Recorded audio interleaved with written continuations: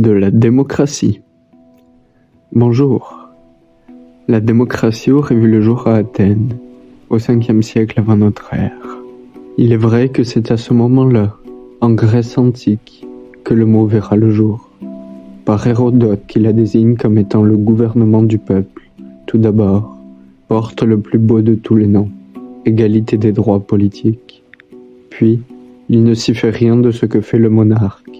On obtient les magistratures par le sort. On y rend compte de l'autorité qu'on exerce. Toutes les délibérations y sont soumises au public. C'est alors que d'autres cités-États s'inspirent du modèle athénien. Pourtant, vous le savez probablement déjà, la démocratie à cette époque ne comprenait ni femmes, ni métèques, étrangers, ni enfants. C'était donc seulement les hommes adultes, citoyens d'Athènes, qui pouvaient espérer avoir une emprise sur le politique. Hérodote, vous l'auriez compris, n'était pas une femme. Ces mots positifs à l'égard de la démocratie, dont il observe les débuts, ne suscitent cependant pas la même réaction de la part de tous ses contemporains.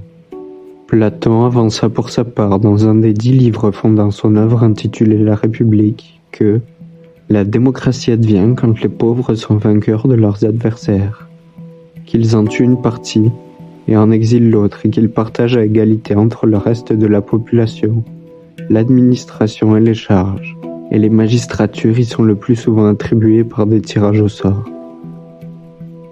Il y avait alors une véritable agoraphobie du peuple. Entendre ici, les hommes adultes de plus de 30 ans, ni métèques ni esclaves, qui régnaient par les décrets, pour reprendre cette fois des mots d'Aristote dans la Constitution d'Athènes. La démocratie, au sens où l'entendaient donc nos prédécesseurs de l'Antiquité, ce n'est pas un système à appliquer dans la réalité car il s'agit in fine de la tyrannie du peuple. Les empires grecs et romains finissent donc par s'effondrer, comme tout empire un jour s'effondre.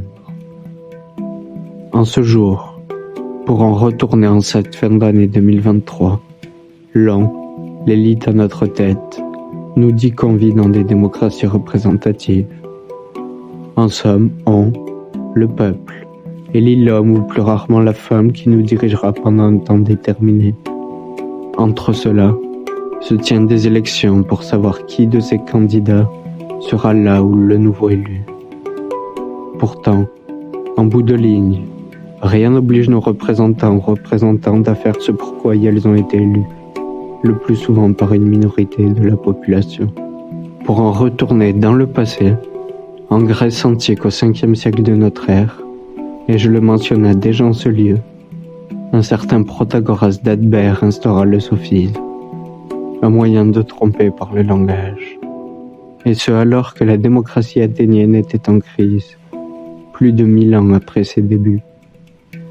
Cette forme de tromperie, vous l'aurez compris, ne sera pas passée inaperçue pour les nobles qui, en cette fin de XVIIIe siècle, cherchaient à renverser la monarchie, devenue trop omnipotente, suite à la centralisation, entamée un peu plus tôt, à partir de la fin du XVIe siècle.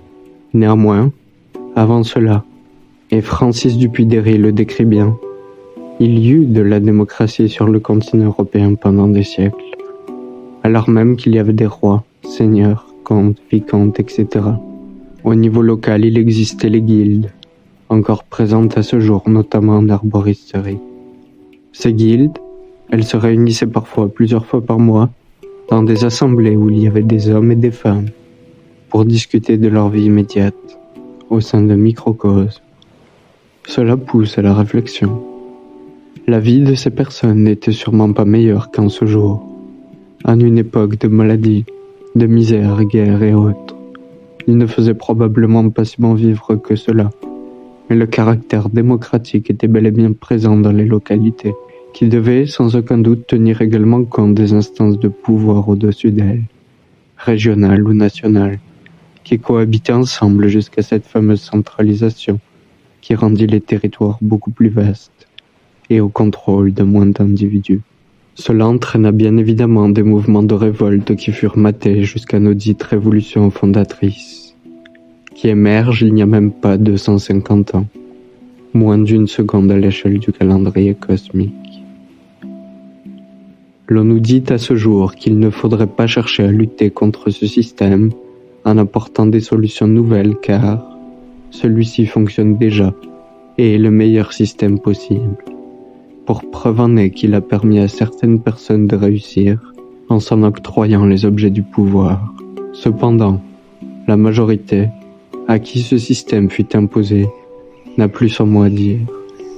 Comme on peut le dire de manière cynique ou non, en démocratie, ces causes parlent toujours.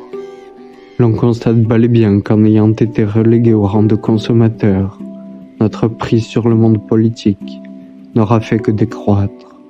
Et ce d'autant plus à partir de la fin des années 1970 jusqu'à la fin des années 1990, lorsque le néolibéralisme vint à être appliqué partout à travers le monde, avec les États-Unis comme principaux porteurs du projet.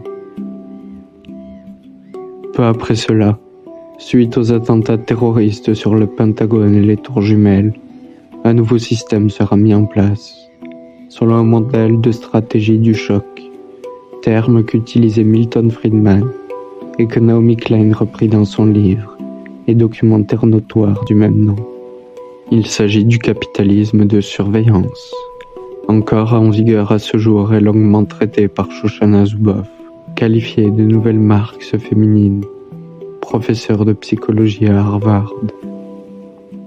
Tout ceci, pourtant, n'est qu'un château de cartes dont les fondations sont marécageuses, et nous aurions tout intérêt, avec une mine heureuse, à renverser cette autorité douteuse, empêtrée dans des paroles vaseuses.